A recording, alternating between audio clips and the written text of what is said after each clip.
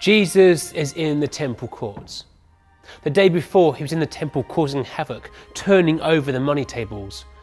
But he's not embarrassed. He's right back in the temple courts again. And the religious leaders come to him saying, "By what authority do you do these things?" We have this spar, this battle of words that begins to develop. There is Jesus, the rabbi, no formal education, who is pitched against the most learned scholars of his day, the chief priests, the teachers of the law, and the elders. An intimidating bunch of credentials. And yet Jesus keeps defeating them. They talk about marriage, they talk about John the Baptist, they talk about how we interpret scripture, and time after time Jesus outsmarts the cleverest people of his day. And the crowds swarm around Jesus. In the temple courts, the religious leaders become anxious as Jesus tells subversive stories aimed directly at them. They want this Jesus gone, and so they set a trap.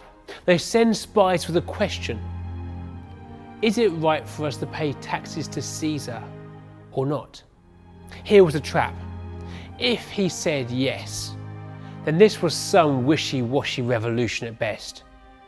If he said no, then that was treason, and he could be arrested.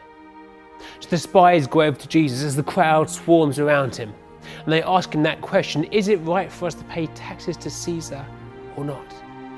Jesus says, "Show me a denarius." They look at the coin.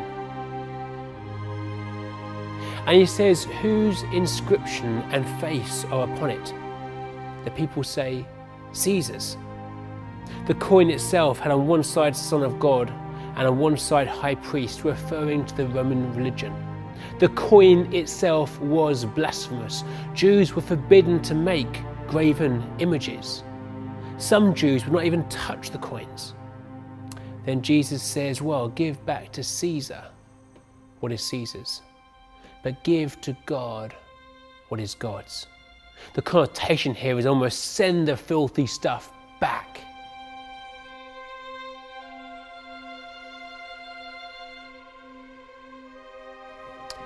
Give to Caesar what is Caesar's, and to God what is God's. What he's saying here is, yes, pay taxes, but he's not saying submit to Rome. But give to God what is God's. That's the challenging bit. The people went silent. And 2,000 years on, that challenge remains the same for us. Give to God what is God's. We are made in the image of God. We bear his resemblance. We are called to give everything we are over to our Maker, our Creator. But do we really do that?